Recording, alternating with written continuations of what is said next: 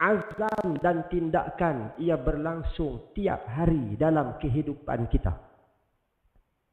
Maka hadirin sekalian, seluruh ketaatan hendaklah didasari dengan ilmu. Sebab itu kita teruskan pengajian-pengajian. Mudah-mudahan amal yang kita tegakkan diangkat di sisi Allah sebagai amal salih, dan mudah-mudahan menggugurkan dosa-dosa kita semua insya-Allah. Hadirin mukminin yang dirahmati Allah Subhanahu wa taala.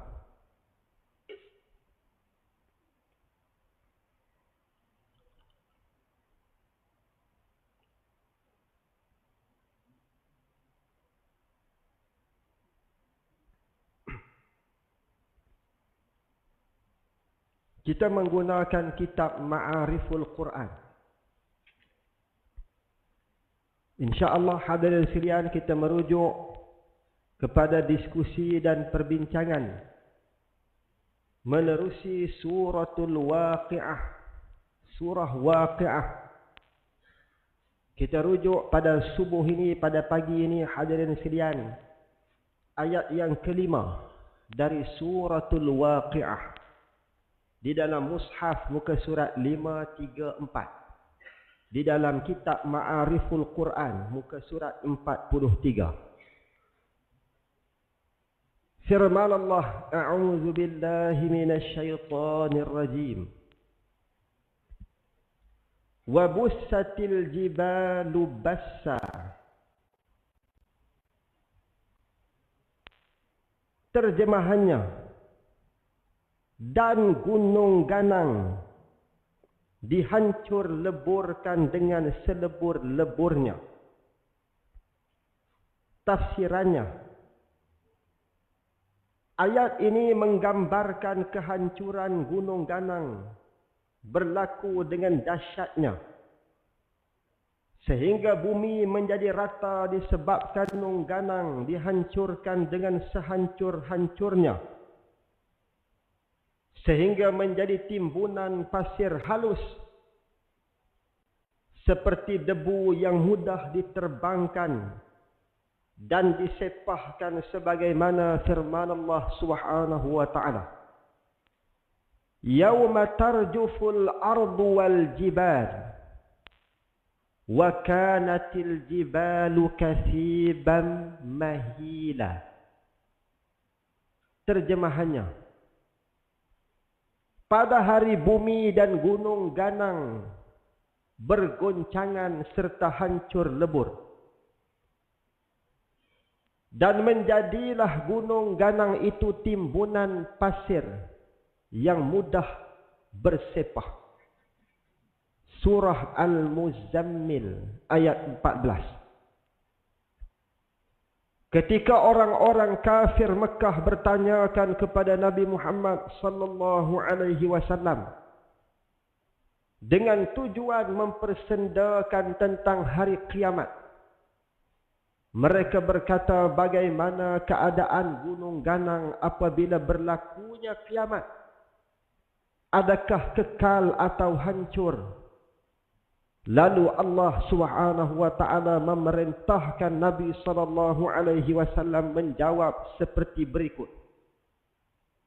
Wa yas'alunaka 'anil jibal faqul yansifuha rabbi nasfa fayadharuha qa'an safsafa la tara fiha 'iwajan wa la amta. Terjemahannya, dan mereka orang kafir bertanya kepada kamu, wahai Muhammad, dari hal gunung ganang. Maka jawablah, Tuhanku akan menghancurkan ia menjadi debu ditiup angin. Lalu ia membiarkan tapak gunung ganang itu di bumi rata, lagi licin. Engkau tidak akan melihat pada tapaknya itu tempat yang rendah atau yang tinggi. surah Taha ayat 105 sehingga ayat 107. Ibrah, qala al-musannif, berkata pengarang, ia menggambarkan besarnya huru hara saat berlakunya kiamat, sehingga menyebabkan tiada yang kekal di atas muka bumi. Gunung batu yang keras menjadi hancur debu. Maka bagaimana pula keadaan manusia yang lembut boleh selamat daripada kedahsyatan hari kiamat. Hadirin mukminin yang dirahmati Allah Subhanahu wa taala. Maka di dalam akidah Ahlus Sunnah wal Jamaah, kita mesti yakin dengan keyakinan secara jazam tentang adanya hari akhir, adanya hari kiamat, adanya hari pembalasan. Sebab itu dalam rukun iman dimuatkan dan dimasukkan tiang kepada keimanan ialah percaya kepada hari akhirat. Hadirin yang dirahmati Allah Subhanahu wa taala. Apabila kita umat Islam yakin tentang adanya hari Yaumul Qiyamah, di mana prosesnya ialah kehancuran pada alam ini, lalu kemudiannya manusia dimatikan, seluruh makhluk dimatikan, sehingga adanya proses pengadilan di padang mahsyar. Hadirin yang dirahmati Allah Subhanahu wa taala. Nabi sallallahu alaihi wasallam satu hari ditanya oleh Maimunah radhiyallahu anha. Maimunah tanya Nabi sallallahu alaihi wasallam. Kata Maimunah radhiyallahu anha, "Ya Rasulullah, berikan perkhabaran kepada kami tentang Baitul Maqdis." Hadis ini hadis sahih riwayat Imam Abu Daud. "Ya Rasulullah, berikan cerita, perkhabaran kepada kami tentang Baitul Maqdis ini. Baitul Maqdis yang terletak di bumi Palestin, khabarkan kepada kami." Maka Nabi SAW jawab, Nabi react di atas persoalan Maimunah radhiyallahu anha. Nabi kata kepada Maimunah, hakikatnya kepada seluruh umat baginda, Nabi kata ardul mansyar wal mahsyar. Nabi sebut Baitul Maqdis itu ialah mansyar wal mahsyar. Baitul Maqdis Palestin adalah tempat mansyar, tempat tertegak syariat Allah Azza wa Jalla, wal mahsyar, tempat himpunan umat Islam. Adakah Baitul Maqdis, tempat itu hadirin sekalian, benar-benar jadi padang mahsyar hari kiamat? Wallahu a'lam. Tidaklah hadirin sekalian mutlak, tetapi kita beriman dengan nas hadis yang menyatakan yang menyebut Baitul Maqdis Palestin adalah ardul mansyar wal mahsyar. Ia adalah tempat penyebaran Islam dan tempat mahsyar umat Islam. Hadirin yang dirahmati Allah Subhanahu wa taala. Sebab itulah hadirin sekalian, dalam hadis akhir zaman riwayat Imam Muslim, Nabi SAW sebut,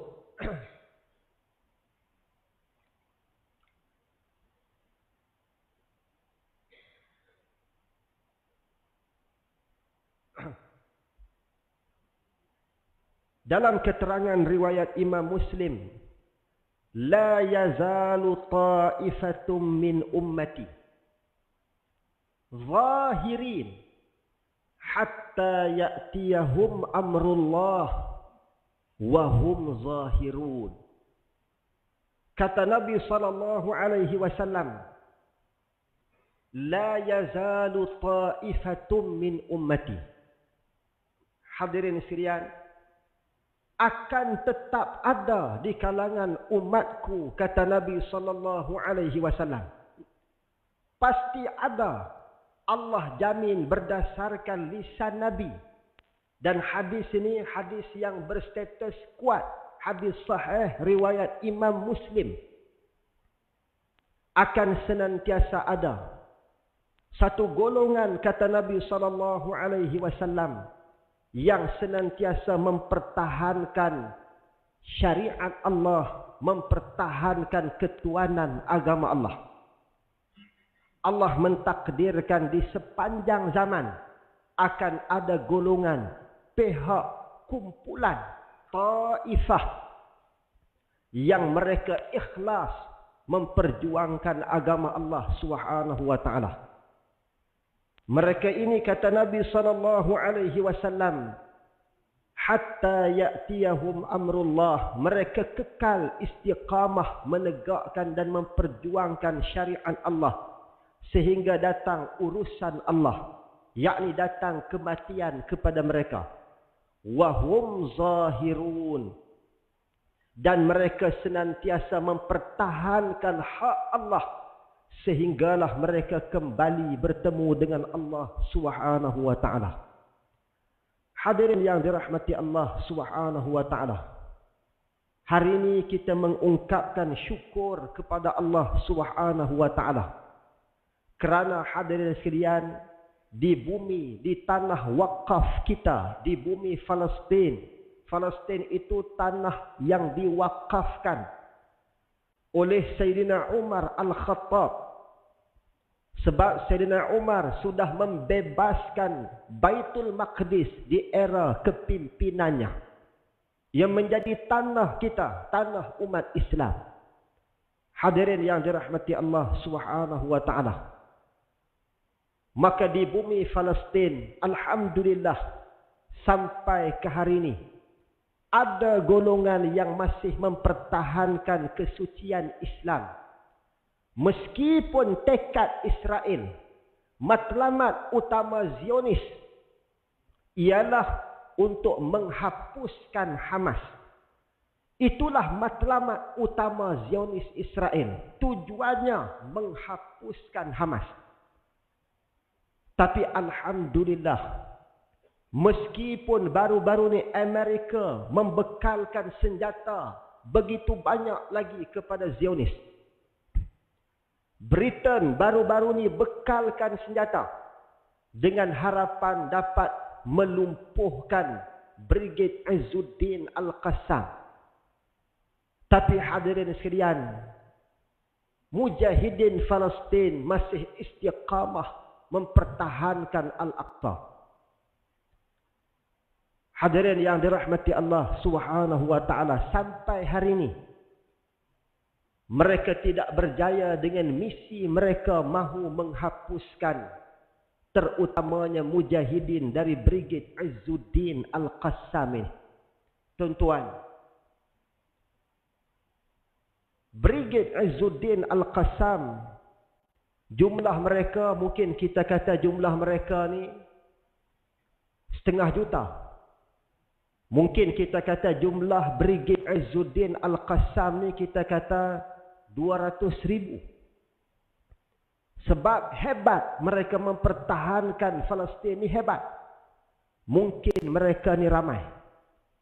Hadirin yang dirahmati Allah Subhanahu wa taala, meskipun bumi Gaza yang lebarnya 40 km, panjangnya 9 km.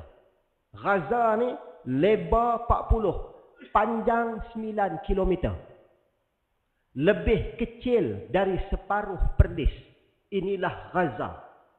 tetapi memuatkan jumlah orang Islam di sana 2,3 juta orang.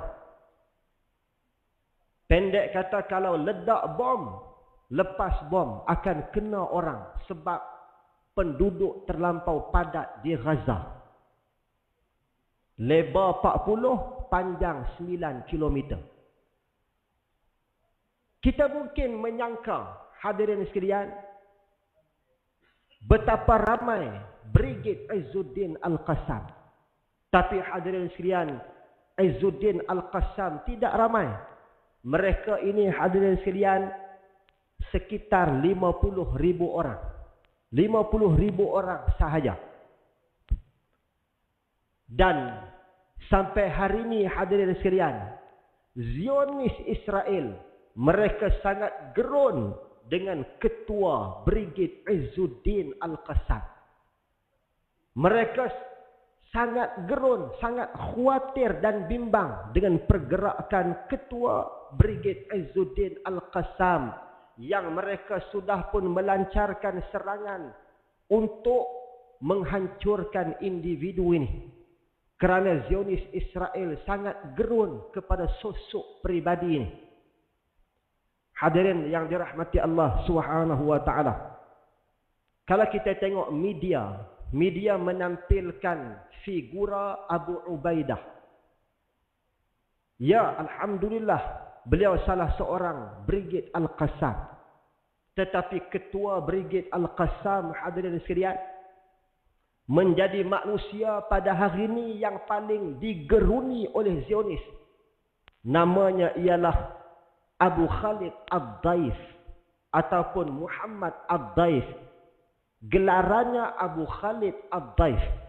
Beliau merupakan komandan tertinggi Brigade Izzuddin Al-Qassam. Tuan-tuan, Zionis melancarkan serangan tepat ke arah Abu Khalid Ad-Daif dalam misi untuk membunuh dia. Bukan sekali, 4 sekali serangan bersasar ke arah pribadi sosok individu ini. Pernah, hadirin sekalian, bom singgah di kaki Abu Khalid Ad-Daif. Bom ada di kaki dia. Takdir daripada Allah Subhanahu wa taala, bom itu tidak meletup. Hadirin yang dirahmati Allah Subhanahu wa taala. Inilah realiti perjuangan para mujahidin di Palestin, hadirin sekalian. Maka perjuangan mereka bukan pengganas seperti mana yang digembar-gemborkan oleh media antarabangsa. Perjuangan mereka ialah mempertahankan kesucian Al-Aqsa, mempertahankan bumi Palestin. Hadirin yang dirahmati Allah Subhanahu wa taala. Orang tanya di mana kejayaan Hamas. Tuan-tuan yang dirahmati Allah, pada tahun 2011. Tahun 2011, hadirin sekalian, mujahidin Palestin berjaya tawan seorang daripada figure Zionis Israel. Dijadikan tawanan. Tahun 2011, mujahidin pegang seorang individu yang namanya Gilad Shalit. Tuan-tuan sekalian, bila mujahidin Palestin pegang seorang tahanan daripada pimpinan Zionis, maka dilakukan yang disebut sebagai Safqah Wafa'ul Ahrar, prisoner exchange deal, pertukaran tahanan. Di pihak mujahidin Palestin membebaskan Gilad Shalit. Dibebaskan. Ditukar dengan tahanan orang Islam yang dipenjara di kamp penjara Zionis Israel. Tahun 2011 dilaksanakan prisoner exchange deal. Diberikan semula Gilad Shalit kepada mereka. Tuan-tuan sekalian, ketika itu mujahidin Palestin, mereka berjaya keluarkan 1,100 tahanan-tahanan Palestin yang dipenjara di kamp Zionis Israel. Satu kita beri kepada mereka, mereka terpaksa beri kepada mujahidin 1,100 orang Islam. Tahun 2011, mujahidin pegang seorang. Sampai hari ini hadirin sekalian, mujahidin Palestin bukan ada seorang. Hari ini di sisi mujahidin mereka ada 250 orang. Dan baru-baru ni hadirin sekalian dibuat satu pertukaran. Satu bahagian mereka dilepaskan oleh mujahidin Palestin. Satu nyawa dilepaskan. Ditukar dengan 3,000 umat Islam yang dipenjara di bumi Zionis. Diberikan kembali kepada Palestin. Kepada mujahidin di Gaza. Hadirin yang dirahmati Allah Subhanahu wa taala. Maka nak sebut hadirin sekalian, misi Zionis menghapuskan Hamas, menghapuskan perjuangan Islam tidak berjaya meskipun itulah hasrat mereka. Kerana hadirin sekalian, mereka yang berjuang untuk Allah, Allah Azza wa Jalla bersama dengan perjuangan mereka. Muslimin muslimat yang dirahmati Allah. Sebab tu yang kita nak ambil ialah amalan mereka. Bukan kita nak suruh jadi askar ke apa ke, tidak. Yang kita nak ambil inspirasi ialah kekentalan amal mereka. Izzuddin Al-Qassam nak masuk Brigade Izzuddin, Quran 1 juzuk 1 hari. Hadirin yang dirahmati Allah Subhanahu wa taala. Mereka melazimi 40 hari tahajud. Sebenarnya mereka buat lebih. Tapi benchmark Izzuddin Al-Qassam 40 hari tahajud. Kita 40 hari terkejut. Yang ni saya lah tuan-tuan, elok. Kita nak ambil amal mereka tu. Muslimin, muslimat yang dirahmati Allah Subhanahu wa ta'ala. Sebab itu, bila pergantungan pertautan mereka dengan Allah hebat. Tuan-tuan, bukan sekadar pejuang Palestin hebat, anak-anak mereka hebat. Baru ni hadirin sekalian, bila ayahnya meninggal, seorang kanak-kanak usia 5 tahun, 6 tahun. Kanak-kanak bila dia tengok ayah dia mati, maka jiran dia kata, "Dek, ayah kamu dah mati." Lalu apa kata budak anak mujahidin ni? Dia sebut hadirin sekalian, "La taqulu anna abi qad mat." Jangan kamu sebut ayahku mati. Jangan sebut demikian. Ayahku hidup. Cuma Allah pindahkan ayahku di tempat yang lebih baik. Tuan-tuan, ucapan budak-budak umur 5 tahun, 6 tahun demikian. Itulah ucapan Allah di dalam surah Al-Baqarah ayat 154. Allah yang ajar ungkapan sedemikian. Al-Baqarah ayat 154. Allah kata, "Wala taqulu liman yuqtalu fi sabilillahi amwat, bal ahya walakin la tash'urun." Al-Baqarah 154. Allah kata, jangan kamu kata liman yuqtalu fi sabilillahi amwat. Jangan kamu kata orang yang berjuang Islam hari ini di bumi Palestin, di tebing barat, di Gaza, jangan kamu kata mereka itu mati, kata Allah.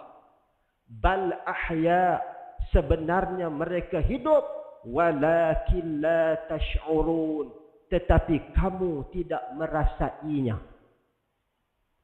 Hadirin yang dirahmati Allah Subhanahu wa ta'ala. Sebab tu adab bagi mereka yang syahid, kita tak panggil pun almarhum. Boleh panggil almarhum, tetapi dari sudut ta'adduban kita mengatakan Syekh Ahmad Yasin. Kita mengatakan Asy-Syahid Syekh Ahmad Yasin.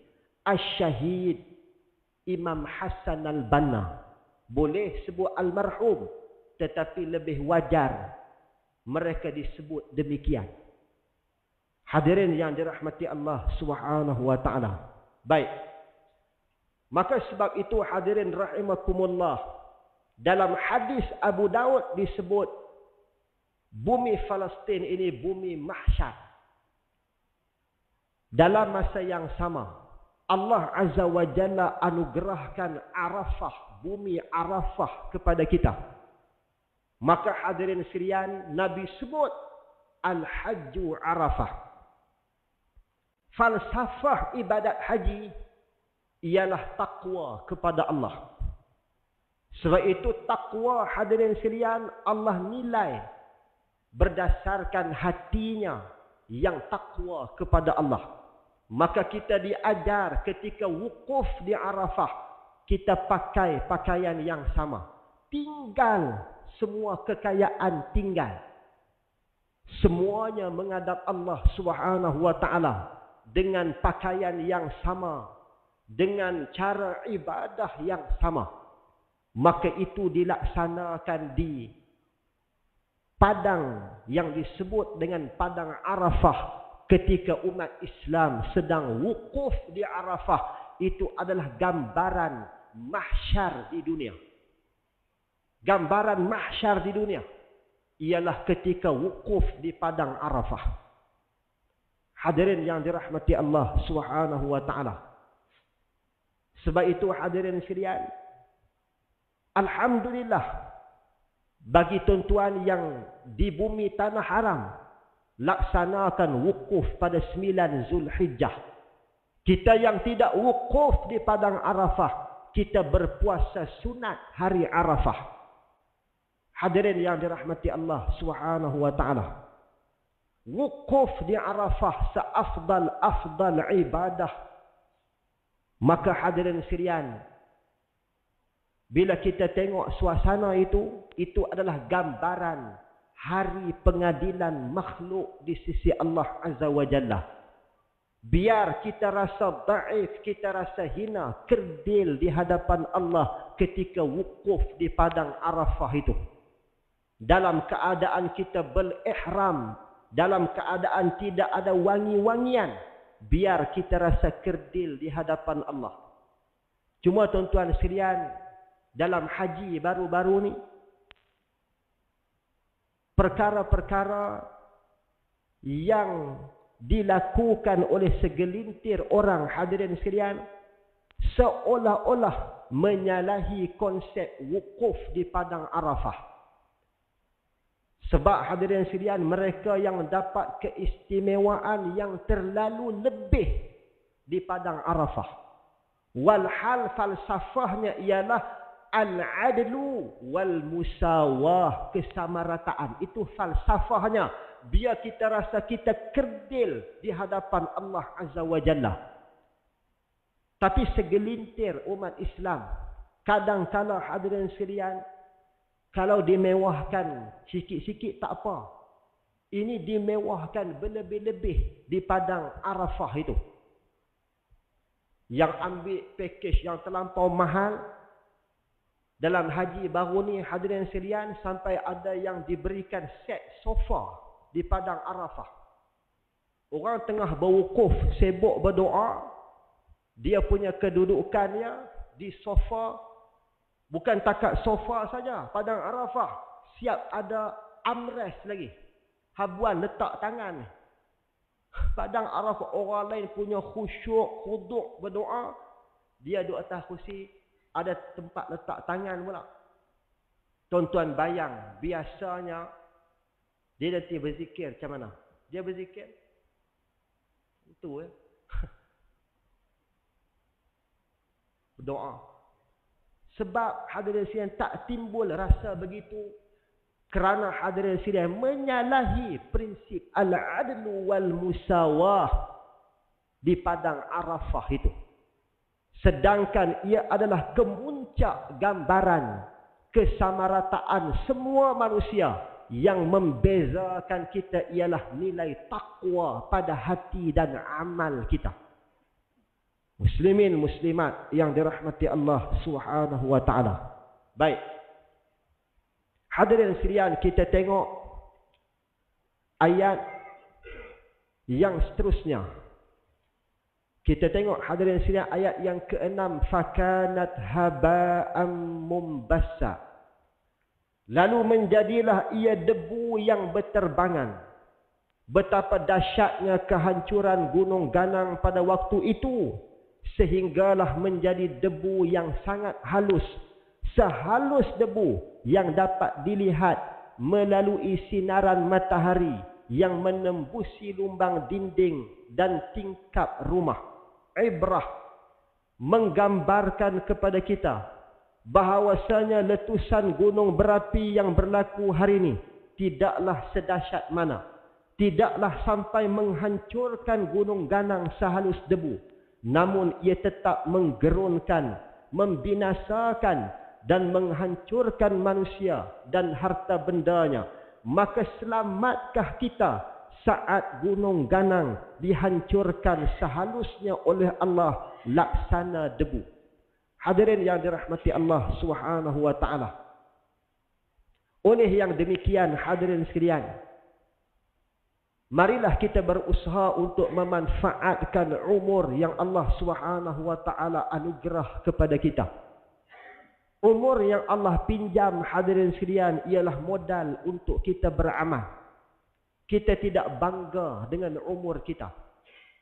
Sebab hadirin sekalian, umur ni macam-macam persepsi. Ketika kita usia 18, 19 tahun, bila orang tanya umur berapa, cepat kita nak sebut. Sebab umur ketika tu 18 tahun, 17 tahun. Bila orang tanya umur berapa, cepat kita nak sebut.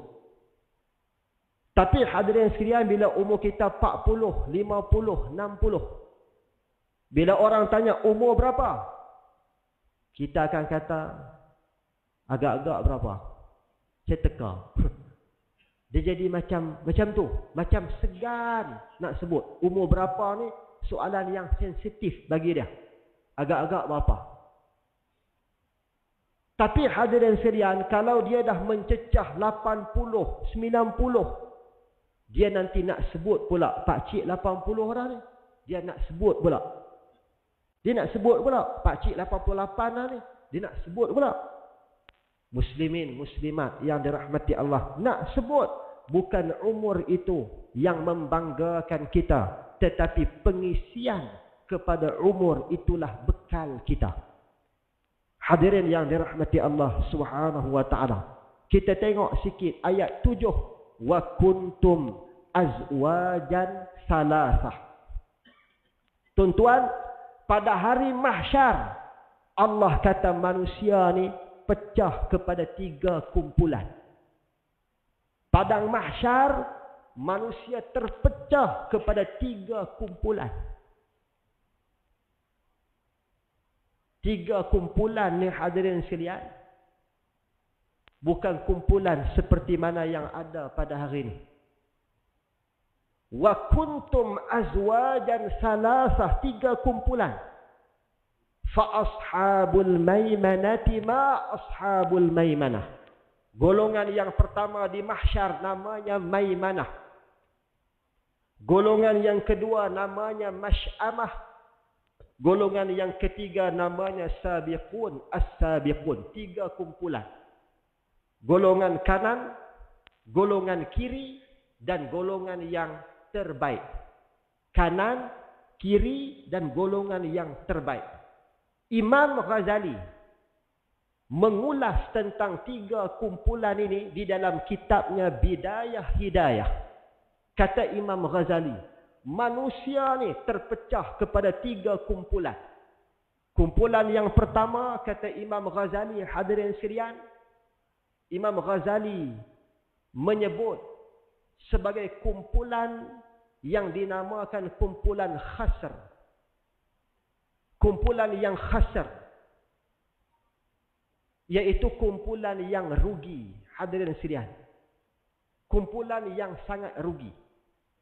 Kemudian Imam Ghazali radhiyallahu an menyebut ada kumpulan yang diberi nama kumpulan yang rabih. Kumpulan rabih ialah kumpulan yang senantiasa menjadi manusia yang terbaik. Dan ada kumpulan hadirin sekalian yang hanya di peringkat melaksanakan ibadat yang fardu. Kumpulan yang hanya melaksanakan ibadah yang fardu. 3 kumpulan. Yang pertama yang laksana ibadah fardu, iaitu kumpulan Maimanah. Kumpulan yang kedua, kumpulan yang Mash'amah, golongan kiri. Imam Ghazali sebut kumpulan Khasr. Dan hadirin sekalian, golongan yang terbaik dalam surah Waqi'ah sebut dengan istilah wasabiqun as-sabiqun. Imam Ghazali sebut inilah golongan rabih, golongan yang bukan sekadar laksana yang wajib, bahkan orang yang senantiasa melazimi ibadah-ibadah yang sunat. Hadirin rahimakumullah. Sebab itu kita tengok ayat yang ke-8 ini, golongan Maimanah, golongan kanan. Allah ulas, Allah Azza wa Jalla dedahkan siapa mereka ini di dalam suratul Isra ayat 71. Yauma nad'u kulla unasim biimamihim faman utiya kitabahu biyaminih faulaika yaqra'una kitabahum wala yuzlamuna fatila. Golongan kanan, kata Allah, ialah mereka yang menerima rekod catatan amal dari sebelah tangan kanan mereka. Kata Allah, mereka inilah yaqra'una kitabahum. Atas dunia mereka melazimi baca Al-Quranul Karim dan berusaha menegakkan kandungan Quran. Hadirin sekalian, oleh sebab itu baca Quran dan tegak kandungan Quran ini berjalan seiringan. Sambil baca, sambil kita usaha menegakkan suruhan-suruhan Allah di dalam Al-Quranul Karim. Tuan-tuan sekalian, kalau kita tak sempat nak baca surah panjang-panjang, jadikan surah yang pendek sebagai amal yang kita istiqamah. Contoh, kita tak mampu nak baca surah Saf, nak baca Ad-Dukhan.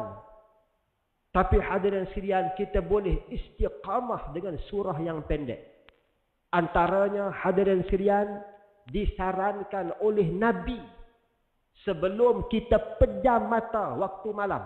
Nabi kata, barang siapa yang membaca Qul ya ayyuhal kafirun, siapa yang baca surah Kafirun sebelum lelap mata, dia menjadikan thumma nam ala khatimiha, dia menjadikan surah Kafirun sebagai surah paling akhir yang dia baca di dalam wirid sebelum tidur. Artinya bacaan lain, bismillah apa semua, al-mulk apa semua, itu diawalkan. Pengakhirannya, kata Nabi, surah Kafirun.